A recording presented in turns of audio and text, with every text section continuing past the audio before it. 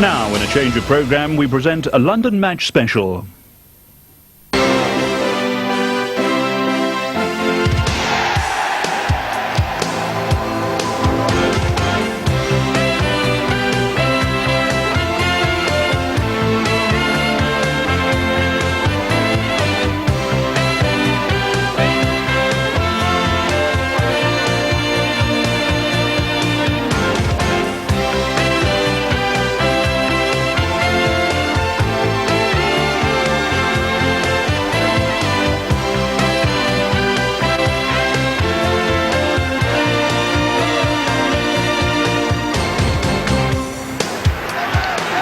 Welcome to a jam-packed Upton Park. 28,000 people inside, thousands more locked out. The gates closed half an hour before the kick-off. The vast majority coming here to see if the Hammers can make it to the Premier Division. They need a win. Portsmouth are pushing West Ham very hard, and our cameras are reflecting all the action down at Fratton Park. A very special welcome to you if you're joining us from the Anglia region. It's a very big day here for Cambridge United. They need a win to be sure of staying up. Cambridge, one of 7 teams who could go down on this very dramatic last day of the season. Let's go straight to our match commentator here at Upton Park. It's Jerry Harrison. Quick check on the teams first. West Ham unchanged from the team which gave them probably their best result of the season last week at Swindon, after Portsmouth, of course, had lost at Sunderland. Ian Bishop keeps his place in midfield alongside the former Cambridge player Peter Butler. Clive Allen awaits on the subs bench in case the goals don't come. West Ham's home record is very good, but not as good as Portsmouth. But one player already celebrating, Steve Potts, his birthday yesterday, and before the game here voted Hammer of the Year. There's a party atmosphere here already, but still, he says, a very difficult job to do. Cambridge, after a dramatic rise from the 4th Division and just missing out on the Premier League last year, have struggled all season. 3 managers, a change of style, many serious injuries. It's become so desperate they've resorted to hypnotism, and results certainly have improved. John Filan, the Australian Olympic team goalkeeper, came to England this year to gain experience of the English game. He suddenly finds himself in the Cambridge goal, a key figure in a tremendous football drama. A referee, always a key figure in these tense affairs, David Ellery, a housemaster at Harrow School.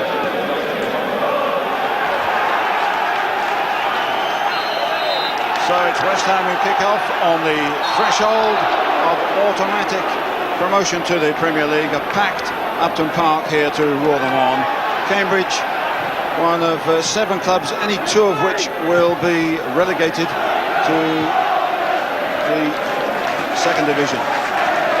If West Ham win, then Portsmouth need to win and to score 2 more goals than West Ham to overtake them. If Cambridge win, they stay up. If they draw, they'll stay up if either Southend, Notts County or Brentford lose, and if Birmingham don't win. So it's a complicated affair, but basically West Ham have to get their priorities right here, according to Billy Bonds. They've got to go for a win and stop worrying about anybody else.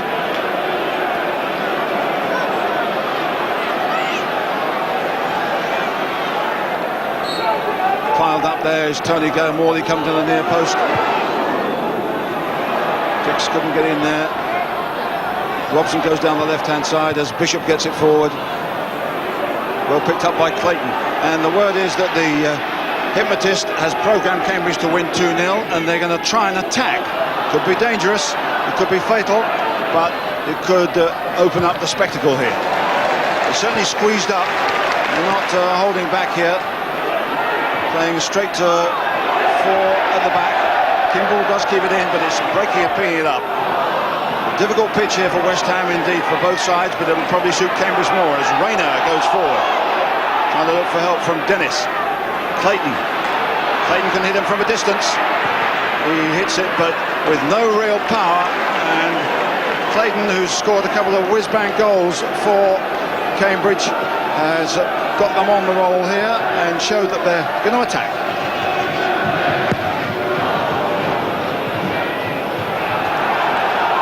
Billy Bonds beforehand, unusually a little bit apprehensive, and he's anxious that his side should be patient.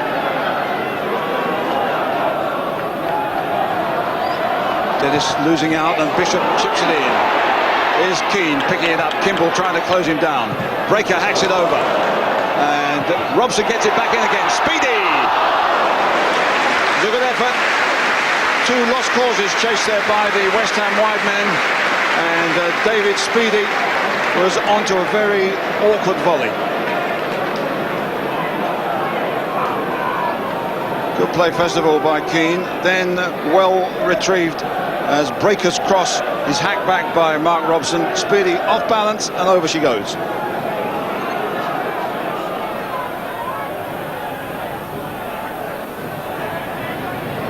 Breaker gets a foot to it. And Claridge protesting to the referee that should have been a Cambridge throw, but nothing doing. Tight marking by Cambridge. Breaker down the line to Speedy. Bishop still can't get a grip in midfield, West Ham. Butler, ball hanging up in the wind.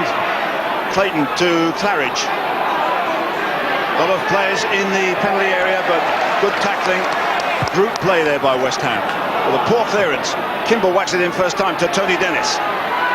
And Tony Dennis shoots! West Ham hanging about there with a clearance, and Claridge and Dennis between them set up a shot, and McCloskey stretching to his right. After a poor clearance by West Ham, it suddenly comes to Claridge and Dennis, and a great save.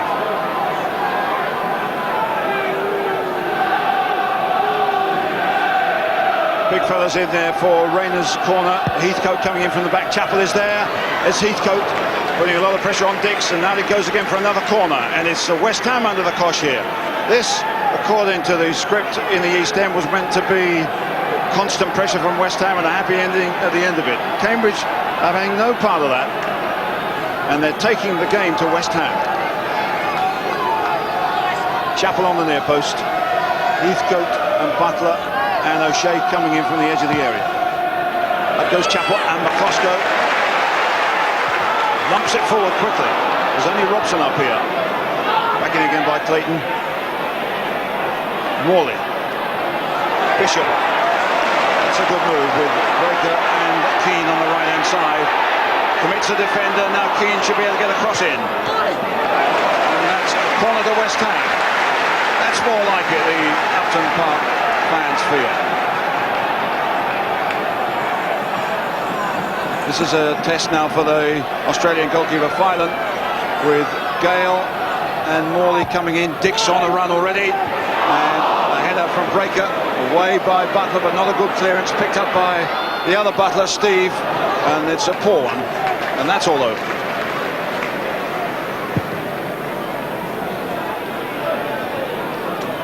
Just a little touch. Potts needs to get hold of this one, otherwise it might be a throw to Cambridge. Does well, plenty of time for McCloskey to settle on it and use the advantage of the wind. Robson does well, but it's Claridge, nice little ball, good interception by the abrasive Dix, who has a little go at Rayner as he passes him, and Dix is in a little bit of trouble. Chappell thinking about the back pass. Could be an interesting confrontation between Dix and Rayner over that flank. They're both very physical, abrasive players.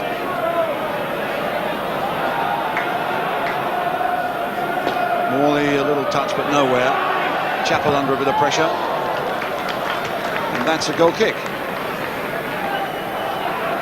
But they came here for a party, but so far in the first few minutes it hasn't been like that. Heathcote with Morley, and forward goes Speedy. He's got half a chance here. Well gathered by the goalkeeper. Speedy was within sight of goal here from that little touch by Morley, but the defensive work was just adequate. But you'll probably notice the change note of the atmosphere. That's because the news has come through that Portsmouth are trailing by 1 goal.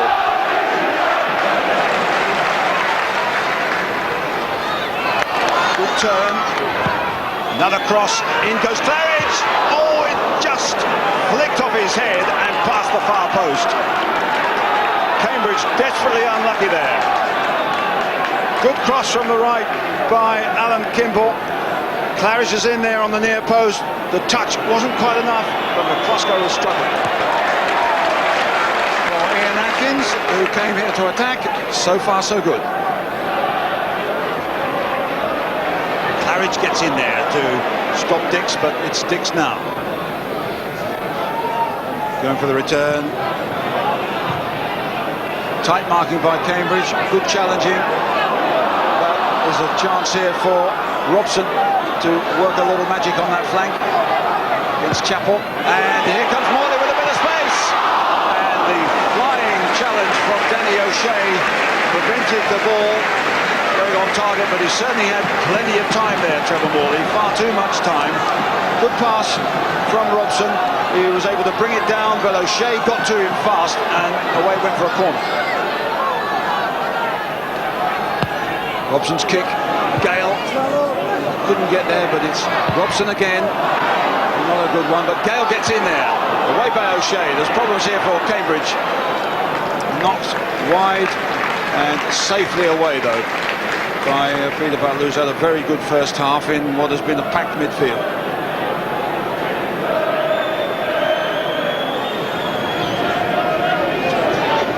Claridge and Butler, and McCluskey has certainly been the busier of the two goalkeepers. Drakehill didn't really want that in those circumstances, but Keane is there to help him. Morley as well. And Ledbetter's in there hard. They're battling for everything, Cambridge, but the referee didn't like that one. 5 minutes of time added on in this first half. Dix, a little bit of inspiration has come from his left foot, but not enough really. Dix and Robson. Here's Potts. Morley, a little touch away by Alan Kimball. And there at last is the whistle for the end of the first half. A fragmented first 45 minutes. And indeed it was Cambridge who bravely took the game to West Ham United, who really didn't get going until the good news filtered through from Fratton Park that Portsmouth were down. They've got a little bit of their game going, but here so far at Upton Park, very little goalmouth incident, two good chances really for Cambridge, but at the moment it's West Ham United 0, Cambridge United 0.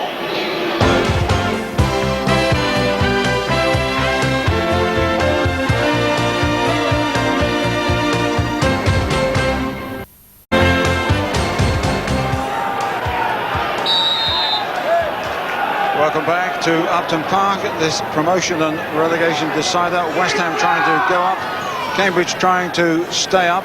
West Ham, a superb performance last week at Swindon.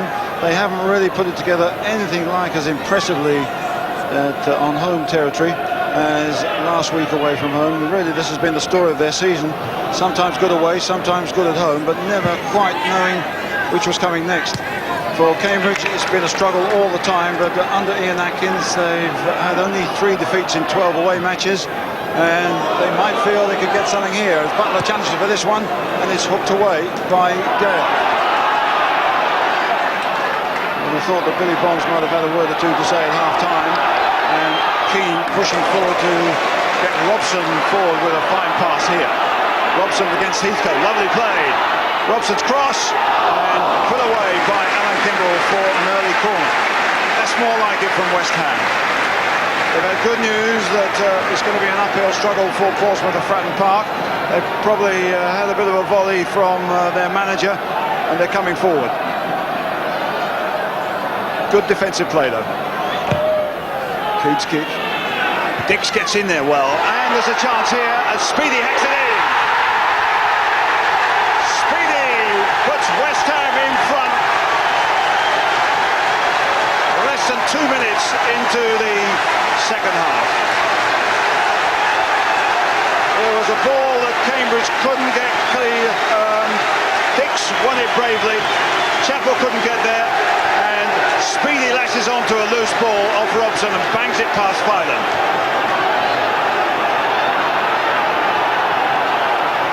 So David Speedy, something of a villain to some of the supporters here at Upton Park, strangely enough. A valuable fourth goal for West Ham, and it puts them much, much nearer the Premier League.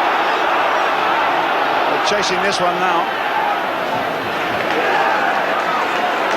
Now this is going to be a difficult one for Cambridge, because the whole atmosphere has changed here now. Butler, who in the first half of a lot of interruptions, a lot of fouls and free kicks. Here's how it happened with Dix winning the valuable ball. Robson couldn't control it, but the experience of Speedy showed there. Dix supporting once more. Well, he slipped there, but a little bit of fortune to regain it. Dennis hacks at it. It falls to Mark Robson, who can get a telling ball in. Kimball wins well as Kevin Keane came on to hit that header in. And Upton Park is really alive here. Help from Martin Allen to place the kick for Keane. Gale again on the near post. Chapel won, but I think the wind caused a little bit of a problem, or the bend of the ball at least. Now Cambridge are really under the cosh. Not only have they got to keep them out, but they've got to score at the other end to give themselves a chance to stay in this division. In goes Dix. Good header, quite clean enough, and a good drive. Bishop, powerful effort, well blocked by the Australian Phelan, and then scrambled away. He did well, because I don't think he really saw it all that cleanly. What a hit from Ian Bishop, though. The loose ball, and the goalkeeper unsighted.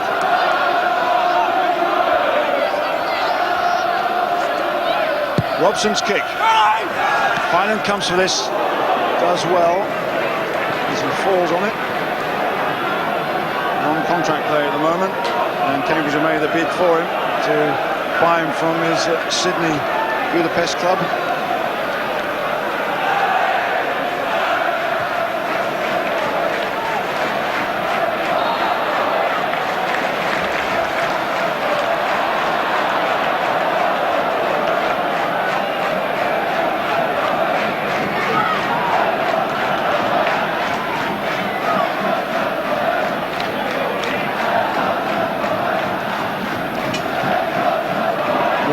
Speedy didn't quite get there.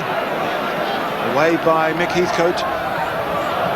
Butler, Morley, Rayner, but they've got so many players back, it's going to be hard to find the front players as Morley is fighting hard. Bishop is with him.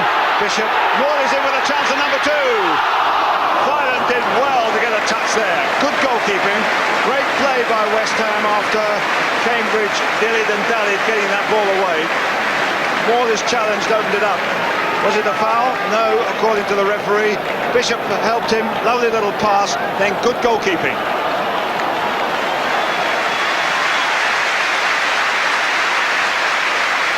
So substitution now for West Ham United. Clive Allen, the experienced head, is coming on, and Robson is coming off at a time when Portsmouth are getting back into the game at Fratton Park. It's 1-1, so they need more goals here, and Clive Allen's the man to get them probably.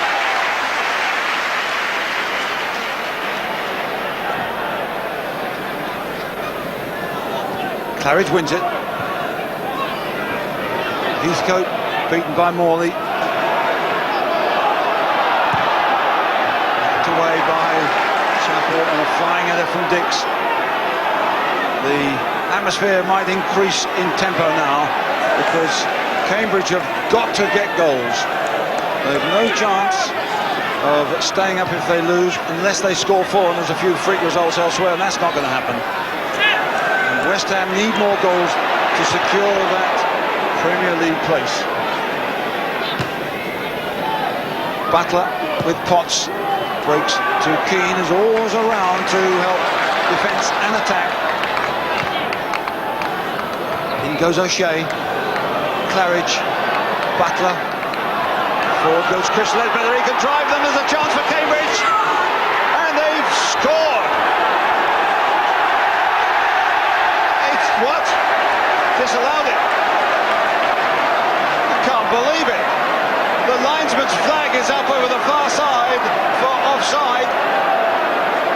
As Chris Ledbetter comes forward, there's an opening here, he drives it, but the flag's up at this stage, and the goal has been disallowed.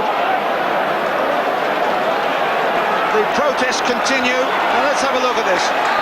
Bartlett is offside according to the linesman, and he was interfering with play according to the referee. So Chris Ledbetter's goal here in the 17th minute of the second half has been disallowed, and that could condemn Cambridge to the second division. And Morley gets forward looking for the second. Good save again by Phelan.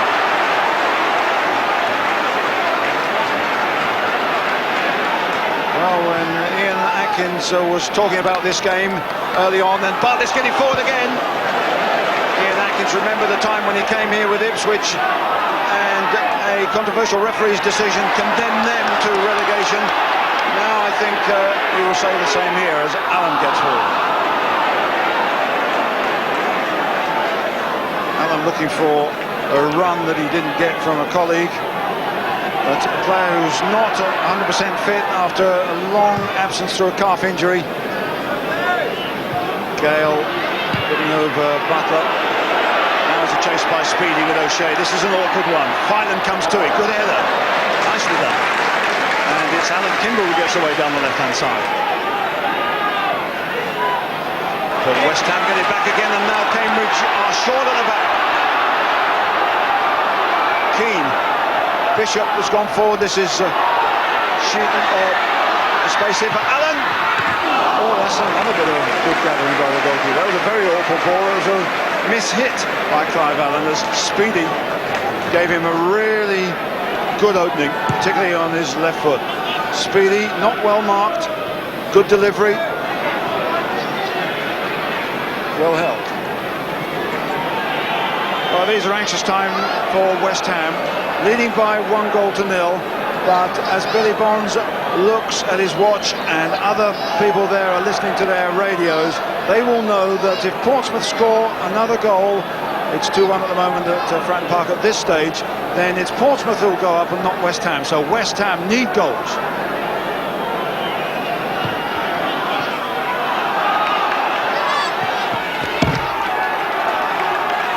Dix with the throw. They're leading by 1-0, although apparently at Fratton Park there seem to be a misconception that West Ham are drawing at the moment. That would suit Cambridge, but it's not true. And here goes Keane forward, and is put out well by Phil Chappell. This is where West Ham need to keep it, and where Cambridge don't want it. Keane with the kick. Gale up on the near post. Dix gets up there well. It's a good header, but it was wide. He's won such a lot in the penalty area. Billy Bonds urging them on. There's space here for Clive Allen. Can they wrap it up here in injury time? Every time for Morley. Here's Bishop. Martin Allen forward goes Dix. Dix has still got it, there's a chance here, and it's 2-0. Clive Allen. And they are definitely in the Premier League now.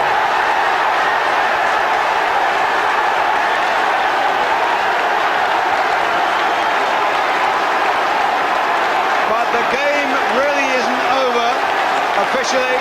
The crowd have invaded the pitch illegally. And what has the referee done here? Because the news is coming through that Portsmouth have won by 2-1. But there's a great danger here that the celebrations of the West Ham supporters could spoil everything. Clive Allen is saying just that. Get off, because it could damage the whole joyous scene. His second goal for West Ham means that if the game finishes in the normal prescribed way, then they're up with Newcastle. But quite rightly, he's saying, you're going to ruin everything. Well, the story of that goal was that Cambridge have committed players forward and committed so many forward that when Dix won it and knocked it square to Clive Allen, there was no one to challenge. They gambled everything on getting an equaliser. It's just a matter of time. And choruses of bubbles break out. Butler pushes forward, and it's Tim Breaker who bangs it for safety. And there's the final whistle, and now it really is all over. So victory for West Ham by 2 goals to 0. Jubilation and chaos here at Upton Park, and real disappointment for Portsmouth at Fratton Park, and relegation for Cambridge. West Ham go straight into the Premier League with Newcastle. Prestige for the team and the supporters. 2 second-half goals here, and badly needed financial boost for the club. For Cambridge, after 3 brilliantly successful seasons, it's the other side of the coin now. Relegated after a season of long struggles, will hit every aspect of a very small club. Let's join David Speedy with Jim Rosenthal. David, many congratulations. What a day here, and you set the party on the way. Oh, it's magic. I didn't want to go through the playoffs again. I mean, the atmosphere's been tremendous, the supporters have been magnificent, turned out in the thousands. It's been a great day. You've had your dodgy moments with the fans here. That goal, I think, has probably changed everything, hasn't it? Well, that's water under the bridge now. We're in the Premier League. I don't know what's going to be happening to myself next season, but I'm just glad to have helped the club up into the Premier. Typical bit of work from you, David, the goal. Well, you know, you just got to keep sniffing in there, and luckily I got a little rebound and I knocked it in the back of the net. These are sort of heady, exciting days for fans here. What's it like to play in a match like that? It's very nerve-wracking. I mean, the players were very nervous. We knew we had to win. We knew what the score was down at Pompey, so we were just glad when the referee gave offside for the equalising goal. Were you keeping in touch with the scores, particularly that one at Pompey during the game? Well, I didn't really know until 5 minutes from the time what the score was down there, but you know, it's magnificent. You can hear the fans. It's brilliant. Just finally, you've been around a few clubs, but the top flight really is probably where West Ham belong. Well, that's where they belong. It's a great club. They'll go a long way. Thanks for joining us so quickly, David. No problem. Cheers.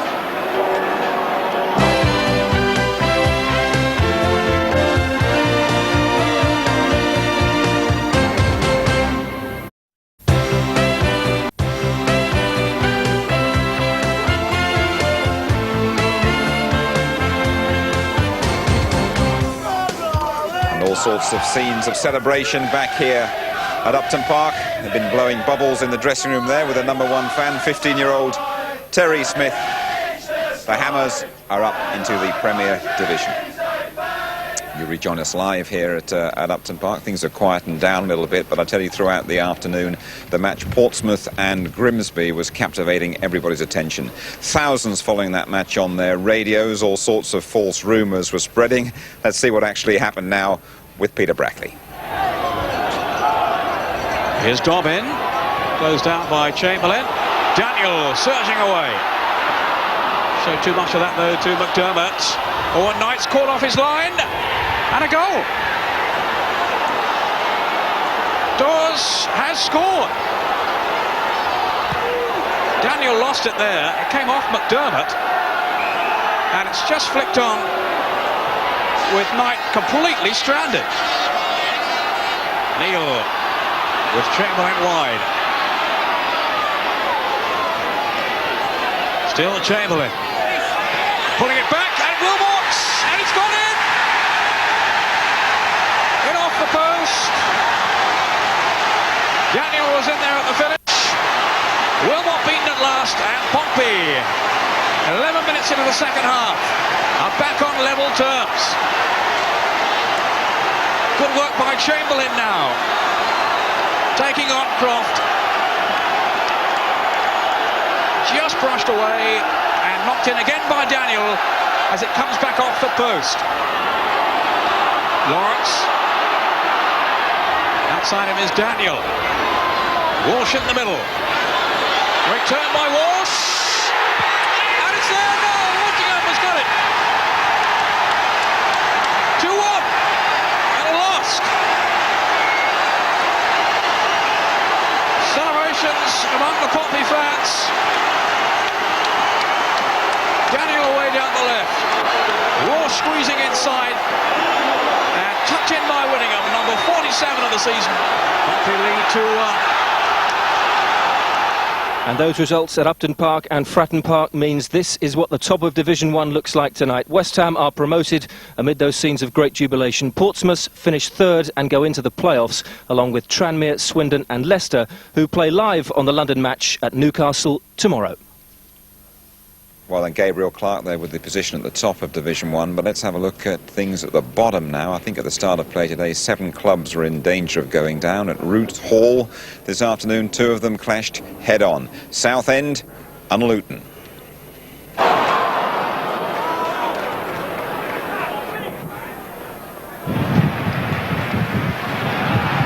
Stan Collymore now with the chance to take on his defenders and put in a telling cross. A low cross it is, but it's cleared by Trevor Peake only as far as Andy Sussex. What a great goal from Andy Sussex. 22 minutes gone here, and Andy Sussex makes it 1-0 to Southend.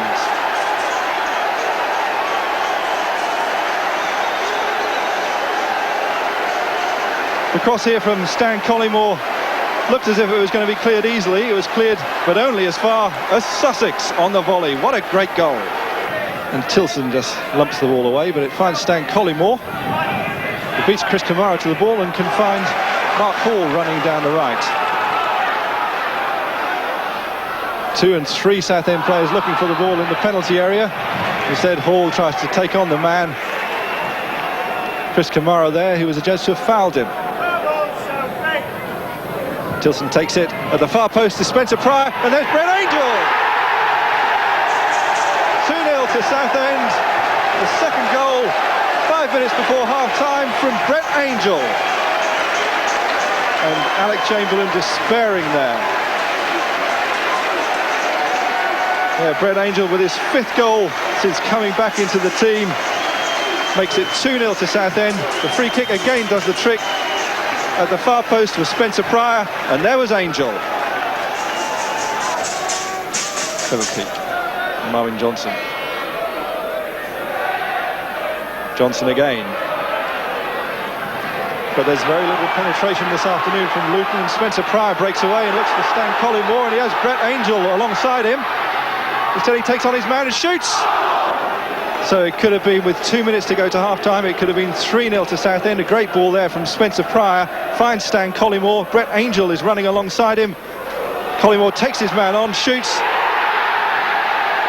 It's 2-1 here now. The goal from Kerry Dixon. The Luton throw-in eventually finds Kerry Dixon, the man who's been brought here on loan for the last 2 or 3 months of the season. He gets in the shot.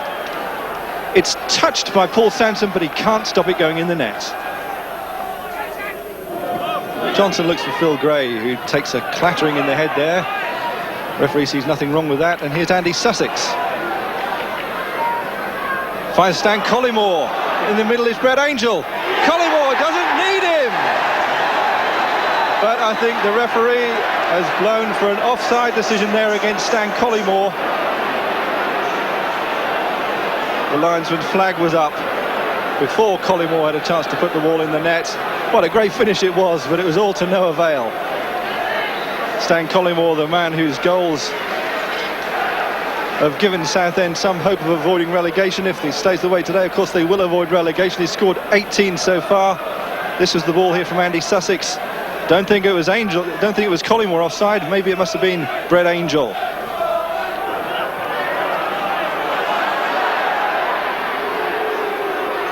Here's Stan Collymore, beats John Dreyer on this occasion, looks for the cross. Cross comes in, cleared by Trevor Peake. But put back in by Steve Tilson. Again, Peake to the ball. And a flashing drive there from Keith Jones. Goes wide of the Luton Town goal. Stan Collymore over this one, maybe a shot from him, a farewell present from him to the Southend United supporters. If not, it could be Keith Jones or Steve Tilson. But here's Collymore. A lovely shot from Stan Collymore, not too wide of that Luton Town goal. I think there would have been very little that Alec Chamberlain could have done about it if it had gone on target. Collymore runs up to it, shoots, but just wide. Luton in a crashing hurry now. But the referee blows the final whistle, and that means that Southend United are safe.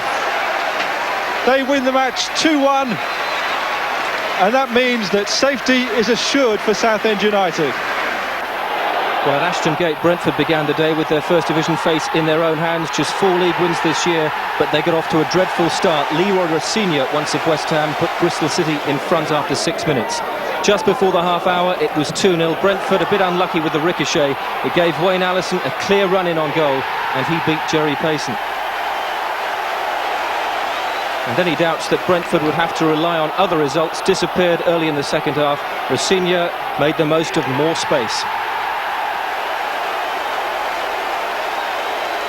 Brentford did pull one back 2 minutes later. Neil Smiley allowed time on the left, put in the cross. Gary Blissett touched it on. Marcus Gale hit the bar.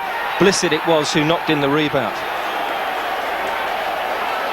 But there was to be no fairy tale comeback. Instead, Bristol City broke away again. Payton saved the first shot, but Rossignol, following up, completed his hat-trick. 4-1, and Brentford go down because of the other results. And these are they in Division 1. Birmingham City 1, Charlton 0. Paul Molden's goal after 56 minutes means Birmingham escape. Millwall 0, Bristol Rovers 3. A sad end to Millwall's season and to their years at the Den. They moved to their new ground in August. Notts County 3, Sunderland 1. Both teams needed to win, but Brentford's defeat means Sunderland stay up. Peterborough 1, Tranmere 1. Watford 0, Oxford United 1. All this means then this is what the bottom of Division 1 looks like. Cambridge and Brentford are relegated along with Bristol Rovers, but staying up Birmingham, Sunderland, Notts County and Southend. On to the FA Premier League and the very significant results. Arsenal 3, Crystal Palace 0. Wright, Dickov and Campbell got the goals that mean Palace are relegated on goal difference because Oldham beat Southampton 4-3. Ipswich Town 2, Nottingham Forest 1. Liverpool 6, Tottenham Hotspur 2, 2 for Ian Rush, 2 for John Barnes. Middlesbrough 3, Norwich City 3, Oldham Athletic 4, Southampton 3, that result there confirmed. Sheffield United 4, Chelsea 2. All of which means Norwich still have a chance of Europe, as we can see looking at the top of the Premier League. If Arsenal win next Saturday's FA Cup final, Norwich will be in the UEFA Cup final. Will be in the UEFA Cup next season. At the bottom, Nottingham Forest and Middlesbrough will already get relegated, but going down with them tonight, Crystal Palace. On to Division 2 and the 2 results affecting our local teams. Fulham 1, Exeter 1, Swansea City 0, Leyton Orient 1. And that's how they've finished in Division 2 at the top. Bolton go up automatically with the champion Stoke City. Orient miss out on goals scored. Port Vale, West Brom, Swansea and Stockport into the playoffs. And in Division 3, Crewe Alexandra 4, Barnet 1, Shrewsbury 2, Northampton 3, Wrexham 4, Colchester 3. Well, Barnet had to win at Crewe and hope Cardiff failed to beat Scunthorpe if they were to finish at champions, but that never looked like happening. They were 3 down in half an hour. Their only goal ended up being a consolation. That was scored by Mark Carter. And that's the top of Division 3. Barnet finish in 3rd because they lost and Cardiff and Wrexham won. In the playoff positions, it's York, Walsall, Crewe and Bury. At the bottom, Northampton stay up. Halifax lost again today, and they are out into the GM Vauxhall Conference. As for who plays who in the playoffs, in Division 2, it's Stockport against Port Vale, Swansea City against West Bromwich Albion, and in the Division 3 playoffs, York will go to Bury for their first match, and Crewe will play Walsall. Well, welcome back here to Upton Park. There are all the facts and figures for you. Thanks to Gabriel Clark for that. Billy, looking at all that stuff going through, I mean, the difference between winning and losing, it's knife-edge stuff, isn't it? Yeah, it's very close. I mean, just one result. I think a lot of managers now around the country be going if certain games where you dropped a home point or something, you know. I mean, amazing for you and Portsmouth. I mean, it's just a couple of goals in it after all that time. Yeah, I've never been involved in a game like this before, you know, it's just incredible. I mean, even the last 10 minutes, things could have swung either way, really, you know. If Portsmouth scored 2 quick goals down there or something, things change again. I mean, you were swinging around and asking me what the score was down at Fratton Park, and I don't think we sold you any duff ones, did we? But, I mean, how do you manage when all that's going on? I mean, it was difficult for us because really we didn't know what to do, really. We didn't know whether to sit on the 1-goal lead or maybe go for the second one, and until really we knew Portsmouth score, we weren't really sure what to do. We were thinking about bringing Martin Allen on earlier to just sticking us up a little bit midfield, but we might have needed another guy if Portsmouth had scored one, so it was difficult. But we kept looking for you coming down that tunnel, waiting to come and say they were 3-1 up, but you didn't appear, so... Yeah, we couldn't do that for you. No. But I mean, next season you go up into the Premier Division, and I feel sure that you will look at it very realistically and realise that you've got a heck of a lot to do well up there. Yeah, I think we know that. I think it's nice getting a chance to go back up there again. We'll worry about that maybe in a couple of days' time. Sure. But obviously it's going to be a difficult. It's going to be difficult for us next year. But I'm sure with the spirit we've shown this year, that maybe we can put our problems we had behind us last year when we went up, when we were in that league, and I'm sure we'll maybe give a good account of ourselves. Not so long ago, Billy, you were having a go at the fans about the way they were treating David Speedie, but I think after what he did for you early in the second half here, I don't think you get baited too much if he's around here next season. I think the fans will forgive him today. I think, you know, he's. I've just said goodbye to the little fella. You know, he's got a couple. We're going to have him in next week in a couple of days training, but Dave's got a few testimonials, and that's the last we'll serve him today. You know, but I've just sort of shook hands with him and just said, you know, he was terrific for us. Thanks a lot. Yeah, terrific. You know. Of course, I mean, you're going to enjoy the weekend, and indeed you should, but are they going to give you a few bob to spend, Billy, to strengthen things here? That remains to be seen. We'll have to, that'll be something that comes up in the next couple of weeks, I would imagine, but hopefully they will, because, as you're saying, it's going to be difficult for us next year, and we'll need that. Sure. I mean, I know they're not your concern. We've got a lot of people watching in the Anglia region about Cambridge today. I mean, and they pushed you quite hard for a long time, didn't they? They pushed us quite hard, but I wasn't too pleased with some of the stuff they did today. And not my favourite team, let's put it that way. Well, that's fair enough. I mean, but it was always going to be physical, it was always going to be aggressive. I mean, 28,000 people, they queued around the ground, and all that mattered to the Hammers fans was just the result that you got here today. The one thing you worry about coming to the game today, we knew they'd be difficult today, Cambridge, because they're fighting for their lives, and the one thing you're worried about, the one thing in the back of your mind is letting the fans down today. You know there's a big atmosphere when you come here today, and you know the expectations. And the one thing that really worries you, the nightmare you have as you're laying in bed, is that it becomes a damp squid and you let the fans down today. But you didn't do that. Just finally, a few quiet cups of tea for you tonight? I don't know about cups of tea, Jim. A couple of bottles of something a little bit stronger. In many ways, we're sorry to lose you, Billy. Thanks a lot for all the entertainment. Well, thanks for all the entertainment. Good luck up there. Well, deserved applause for Billy Bonds, and no matter where you're watching, London or Anglia, tomorrow afternoon we will see the match between Newcastle United and Leicester City. Well done, the Hammers, from us all at Upton Park. Bye-bye.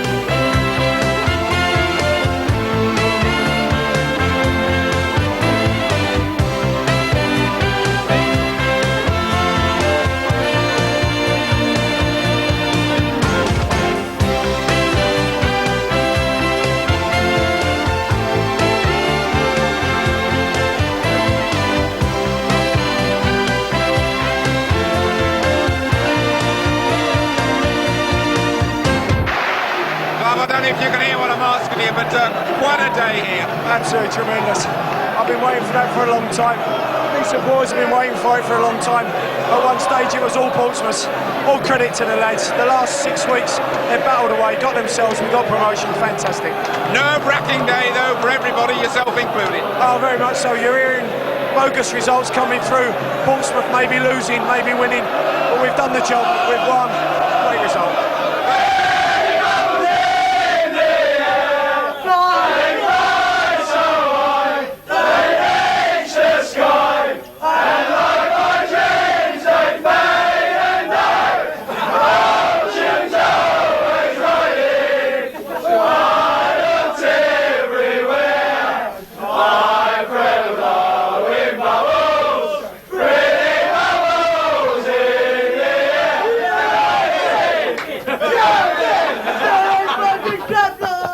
A lot of fellas you must get now. Oh yeah, we couldn't win without him. I mean, we need him in the dressing room. He talks more sense than me and Bill.